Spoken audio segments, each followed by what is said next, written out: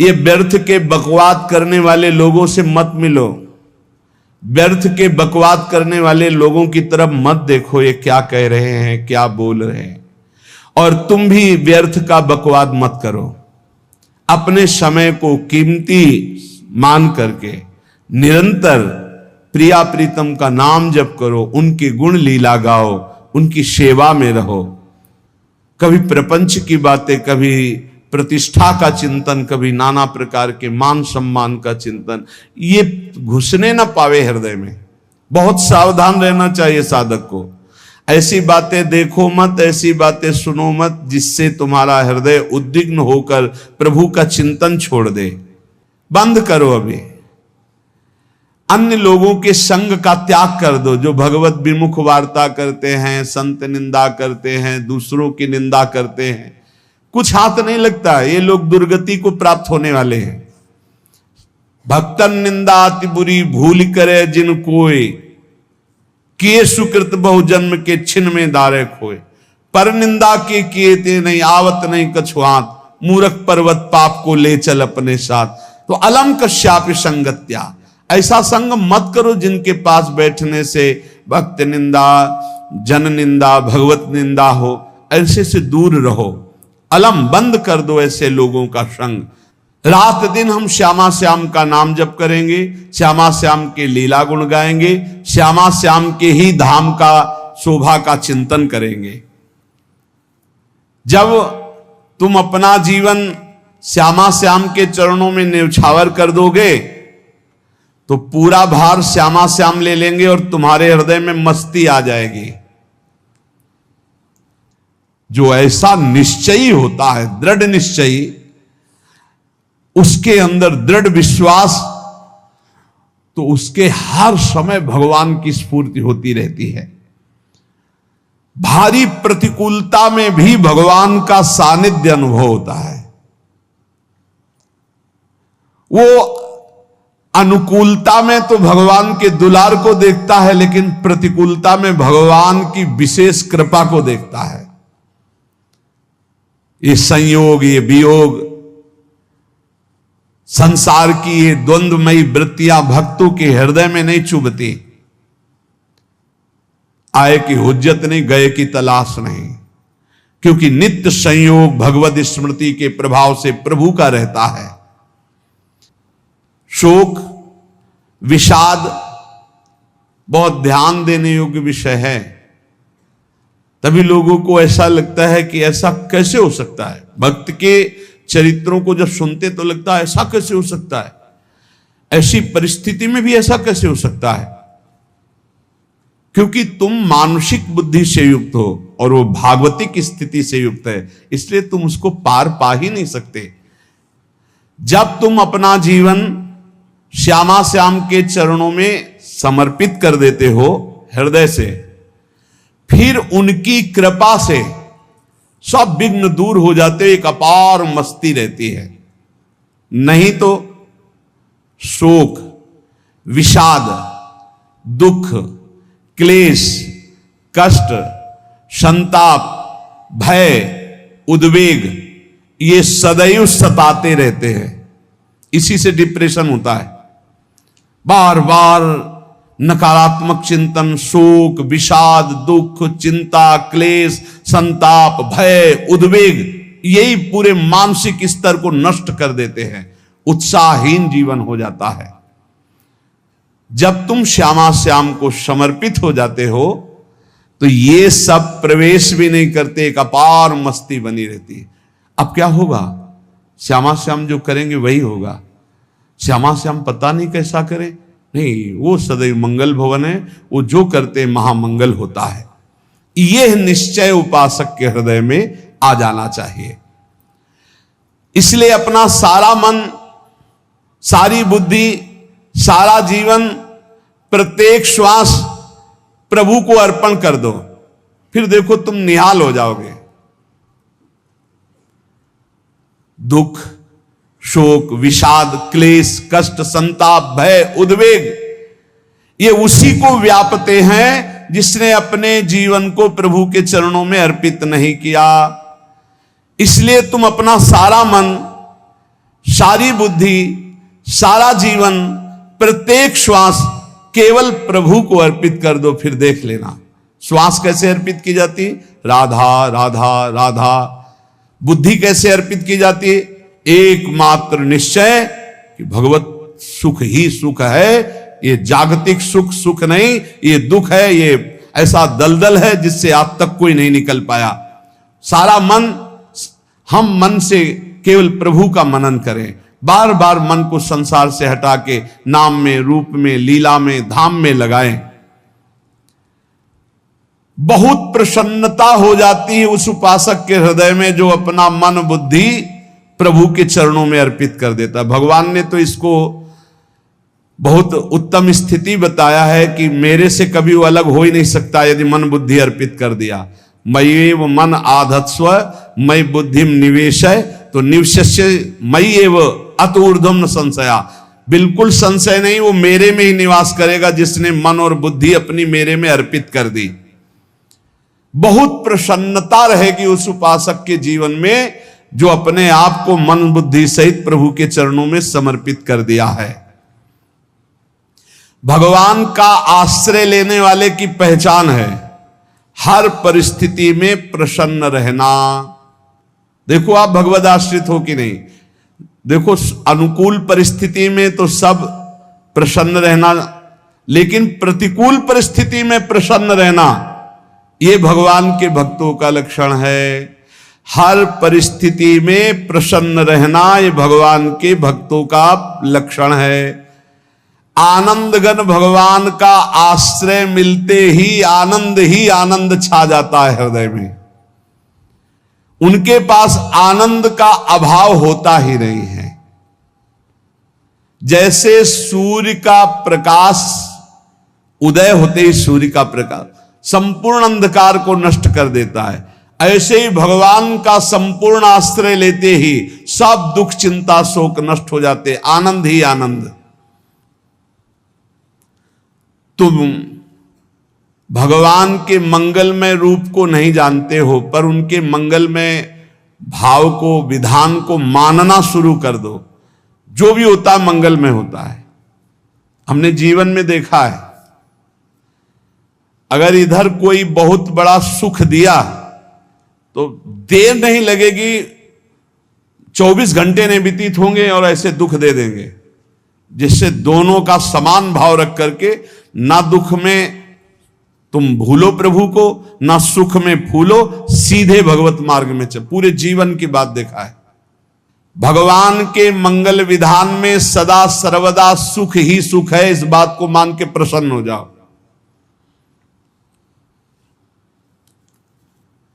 जब भगवान का भजन करने वाले की तन्मयता बढ़ती है भजन में, तो द्वेषी जन अपने आप तैयार हो जाते हैं। भक्त कभी किसी से द्वेष नहीं करता, अपने आप वो द्रोह करने लगते हैं। तो नरसिंह मेहता जी से बहुत गांव के कई लोग थे जो जलते थे, ऐसे जलते थे कि अब क्या करें, कैसे मिटा दे नरसिंह मेहता जी को। अब उपाय तो मिल नहीं रहा था। तो एक दिन संतों की मंडली आई और उन्होंने कहा कि हम रास्ते में कोई चोर आदि धन ना ले ले, इसलिए यहां से किसी की हुंडी चलती है क्या द्वारिका में? पहले ऐसा था। बोले हाँ हाँ, हमारे यहां बहुत बड़े सेठ हैं नरसिंह मेहता जी, पर आप कहोगे वो मना कर देंगे। कई बार कहोगे, अगर वो स्वीकार कर ले तो वहां। और उनका लक्ष्य था कि नरसिंह मेहता जी की तो खाने की भी सुविधा नहीं थी, हुंडी कहां की बात आई। उनका था कि जब वो ना कहेंगे तो संतजन नाराज हो जाएंगे, अगर हां कह दिया तो वहां हुंडी चुकेगी नहीं, तो संतजन अपने आप इनको शाप दे देंगे, अपराध बन जाएगा, ये नष्ट हो जाएंगे। संतों को भेजा नरसिंह मेहता जी ने, सबकी दंडवत की, चरण पखाड़े। तो उनका ये इतना रुपया है, द्वारिका में साधु सेवा हम करेंगे, वहां तुम्हारी हुंडी चलती है, तो आप अरे उनका आप कहाँ भूल रहे हो, यहाँ खाने की भी व्यवस्था। बोले हमें सब पहले से बता दिया गया कि आप मना करोगे, बार बार मना मत करो, हमें पता है। तो उन्होंने ठाकुर जी की तरफ देखा, बोले क्या लीला है प्रभु, संतों से हम क्या कहें, ये ले रुपए। उस समय स्वर्ण की मोहरें चलती थी, बेच के बाजार से खूब उन संतों को पवाया, उन्हीं संतों की सेवा की। और उनका अपने सेठ का नाम तो बताओ जहां हमें जाके हुंडी मिलेगी। सेठ, सावल सा सेठ। संत जन गए वहां, पूछा कि नरसिंह मेहता जी का जिन सेठ से परिचय, उनका नाम सावल सा सेठ, उनकी गद्दी कहां है? तो जो कुछ भक्त थे वो द्वारिकाधीश की तरफ संकेत करते कि वही हैं। बोले नहीं नहीं, वो सेठ है, उनकी गद्दी चलती थी। पूरी बाजार में कहीं कोई। अब संत जन एकांत में होकर के बहुत विचलित हुए, क्या हमारे साथ धोखा हुआ? नरसिंह मेहता जैसा संत क्या धोखेबाज हो सकता है? देखो, संशय तो बहुत विचित्र होता है। बड़े बड़ों को संशय हो जाता है। जब भगवती सती जी को संशय हो गया, राम जी को, हे खग हे मृग हे मधुकर श्रेणी, ऐसा पूछते हुए कि सच्चिदानंद कैसे हो सकते, तो किसी को हो सकता है, क्योंकि वो बुद्धि की अधिष्ठात्री देवी है। जो ही उनके मन में ऐसा आया कि क्या हमारे साथ धोखा हो रहा है, इतने में ही देखा जय हो सावल सा सेठ की। वो कहा सावल सा सेठ, तो देखा बढ़िया मुनीम जी उनके साथ, सेठ बस्ता लिए हुए मुनीम जी, सरकार इधर से चलो। तो उनका सावल सा सेठ आपका नाम है? संतों ने कहा। बोले हाँ।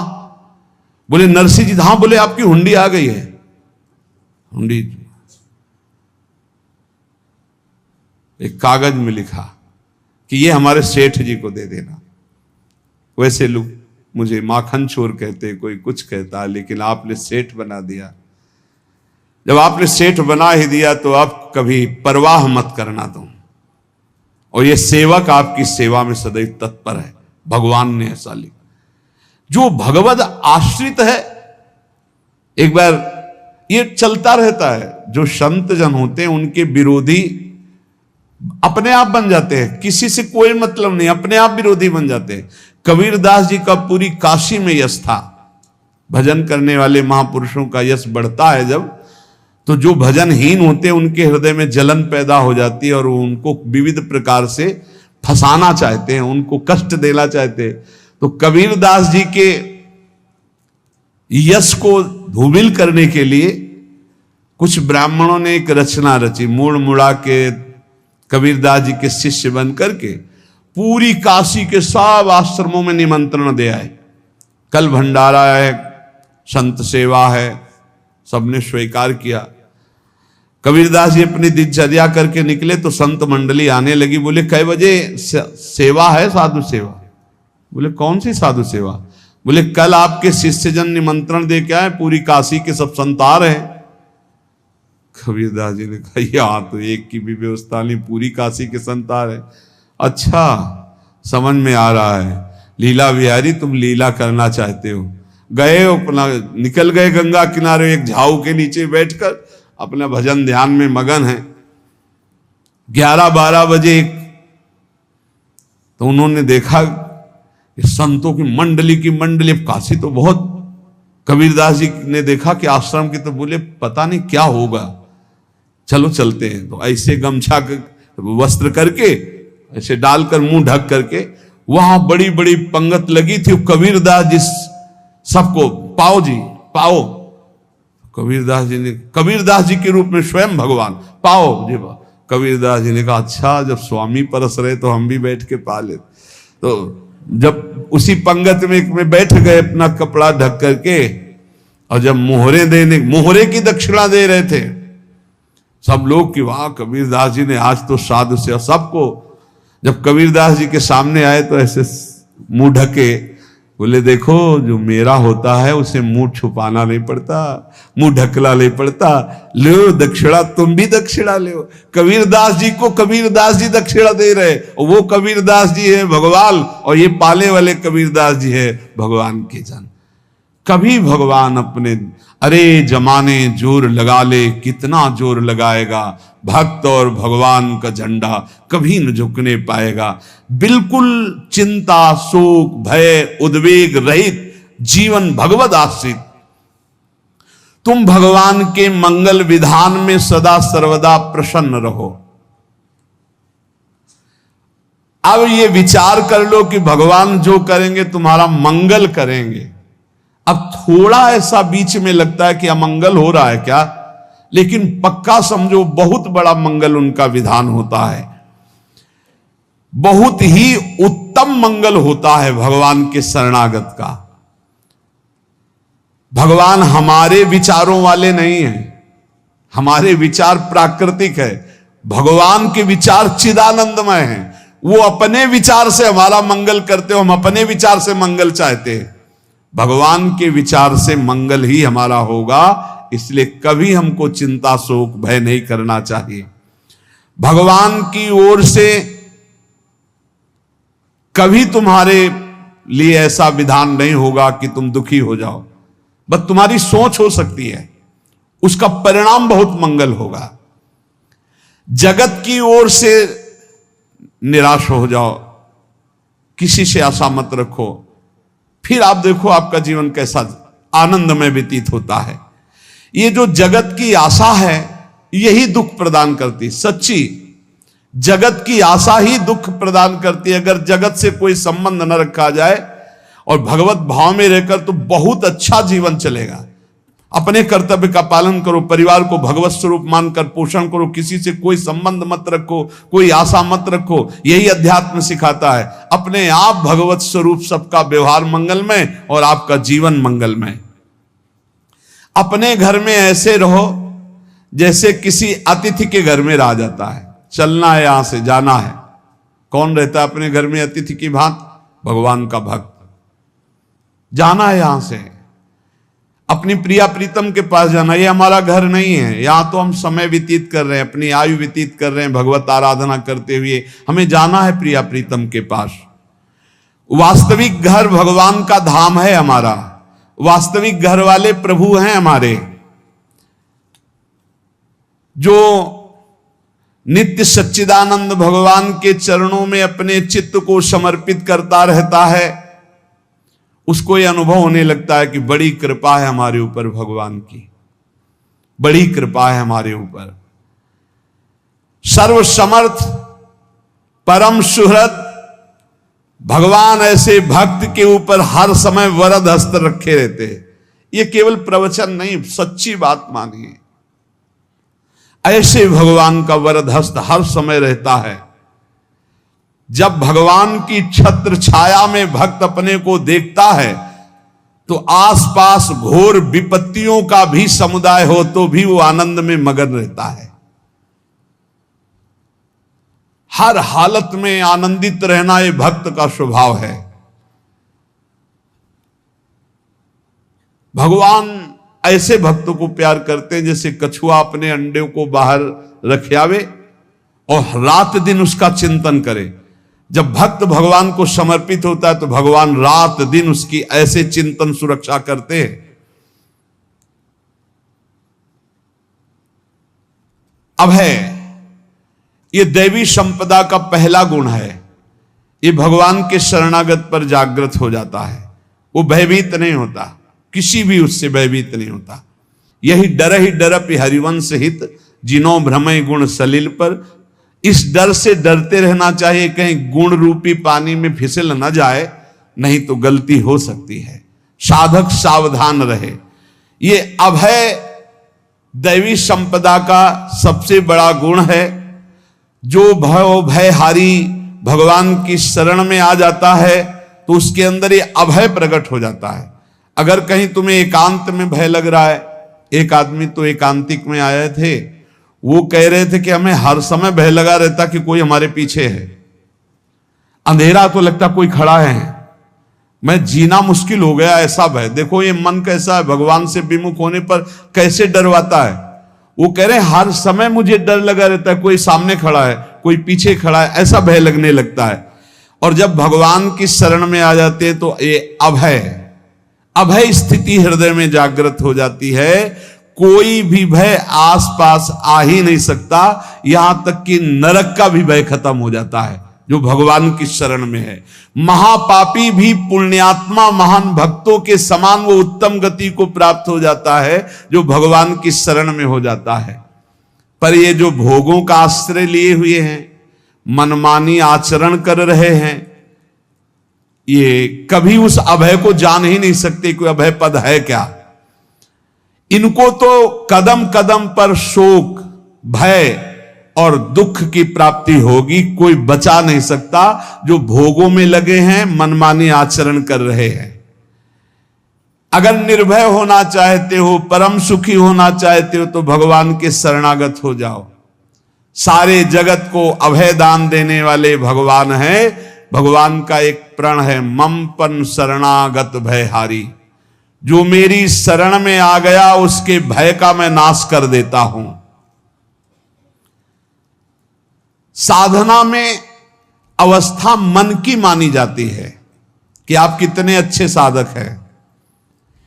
यदि आपका मन भगवदाकार है, हर समय भगवत चिंतन चल रहा है, आपके स्वप्न भागवती का रहे हैं, आपके विचार भागवतिक हैं, तो आपकी अच्छी साधना हो रही है। और यदि आपके स्वप्न गंदे आ रहे हैं, क्योंकि स्वप्न में मन का ही सारा खेल होता है, और आपकी चिंतन वृत्ति वासनात्मक चल रही, तो अभी साधना का प्रभाव मन पे नहीं पड़ा है। जिसका मन हर समय भगवत चिंतन करता रहता है, वो जीते जी जीवन मुक्त हो जाता, अनुभव होता है। जैसे किसी ने कहा कि हमें कैसे पता चलेगा कि हमारा काम हो गया है। तो जैसे आप भोजन पा लेते हैं तो किसी दूसरे से गारंटी थोड़ी लेनी होती कि हम छक गए हैं क्या, आप जरा बताना हम छक गए हैं क्या। नहीं, अपने हृदय में आ जाता है कि अब मैं तृप्त हो गया। ऐसे ही अपने हृदय में आ जाता है कि मेरा काम हो गया, अब मेरा जन्म नहीं होगा। ये हृदय में आ जाता है, अपने आप अनुभव में आ जाता है। जब स्वरूप बोध होता है तो किसी और से सलाह थोड़ी लेनी होती है, वो अपने आप अनुभव में आ जाता है। हां, यदि गुरुदेव का वर्ण नहीं किया है तो फिर आपको किसी न किसी गुरु से प्रमाणित करवाना पड़ेगा। अगर गुरुदेव का वर्ण किया है तो वही मंत्र, वही नाम, वही गुरु शरणागति आपको अंदर से पुष्ट कर देगी कि आपका काम हो गया है। विषय चिंतन करता हुआ मन विषय आसक्ति को प्राप्त होता है। विषय आसक्ति को प्राप्त हुआ मन बार बार जन्म मरण और नरक को प्राप्त होता है। बस ये विषय चिंतन हटाना ही प्रमुख कर्तव्य साधना का है। बार बार मन को विषयों से हटा करके प्रभु के नाम में लगाओ, प्रभु के रूप में लगाओ, प्रभु की लीला में लगाओ। जहां भगवान प्रकट होते हैं वहां परमानंद की बाढ़ आती है। पर ये ध्यान रखें, गुलाब का फूल कांटों में खिलता है। उसकी सुगंध लेनी, फूल लेना है तो कांटों से बचाकर। ऐसे ही जब आप भगवत चिंतन के लिए चलेंगे तो आपका चिंतन चुराने के लिए माया विविध नाटक करेगी, कांटे फैलाएगी। कोई तुम्हारी निंदा करेगा, कोई अपमान करेगा, कोई उपहास करेगा, तुम्हारी अव्यवस्था हो सकती है, तुम्हारी परिस्थिति बहुत भयावह हो सकती है। इन परिस्थितियों में भी भगवत चिंतन का तार ना टूटने पावे तो आगे गुलाब का फूल है। जैसे कांटे से बचाकर गुलाब का फूल लेते हैं और भगवद अर्पित करके सौरभ का सुख लेते हैं, ऐसे ही भगवान के प्रेमानंद का अनुभव करने के लिए संसार के कांटों से बचना होगा। और खिलेगा यही फूल संसार में ही, मनुष्य देह में, और योनियों में नहीं। भगवत प्राप्ति स्वर्ग में नहीं होगी, इसी मृत्यु लोक में होगी। पहले मन नहीं लगता भगवत चिंतन में। भगवत चिंतन जबरदस्ती करना पड़ता है। भगवत चिंतन जे ही प्रारंभ करोगे ते ही बहुत बाढ़ आ जाएगी पाप चिंतन की। ध्यान दीजिए, बहुत लोग प्रश्न करते रहते हैं कि हम जब भजन में बैठते हैं तो बहुत गंदी बातें आती, मन बड़ा चंचल होता है, भाग जाता है। ऐसा प्रारंभ में जब कोई भगवत चिंतन प्रारंभ करता है तो उसका मन विषयों में भागता है, गंदी बातों में भागता है। अब लोग कहते पहले तो हमारा चिंतन बढ़िया होता था, अब चिंतन नहीं होता। तो कोई सिद्ध पुरुष थोड़ी हो गए, तुम्हें जबरदस्ती चिंतन करना होगा। जगत के प्राणी में जहां मन जाए तो इसमें भी भगवान, पदार्थ में मन जाए तो उसमें भी भगवान। जहां जहां मन जाए वहां वहां भगवान देखो, या मन को हटाकर नाम मंत्र में लगाओ। ऐसे भगवत स्मृति जागृत की जाती है। बार बार प्रयास करना होता है। कई लोग ये प्रश्न करते हैं कि हमसे बड़े पाप हो गए तो क्या हमें भगवान की प्राप्ति हो जाएगी? तो यहां कह रहे हैं भगवान किसी के पूर्व जीवन को नहीं देखते हैं, वर्तमान के भजन को देखते हैं। पकड़ो इस बात को। अगर वर्तमान में आज आप सुधर गए हो, नाम जप कर रहे हो, तो आप भक्त हो। ये गीता जी में भगवान ने कहा, अपिचेत सुदुराचारो भजते माम अनन्य भाग साधुरेव समंतव्या सम्यक व्यवसिता। ऐसा बहुत दुराचारी पहले रहा है, बाद में उसके मन में आ गया कि भगवान के सिवा हमारा कोई कल्याण करने